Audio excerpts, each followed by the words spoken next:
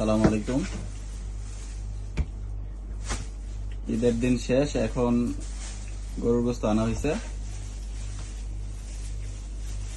এইখানে মোটামুটি 10 কেজির মতো গোস্ত।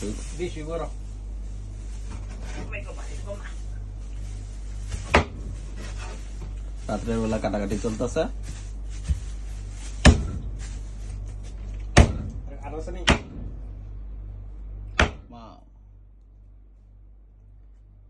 আমাদের রুহুল আমিন বাতিজা, এটা হচ্ছে আহমদুল্লাহ বাতিজা।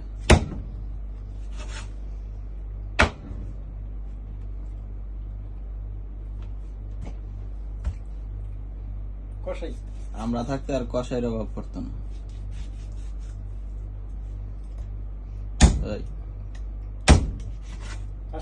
কেমন কেমন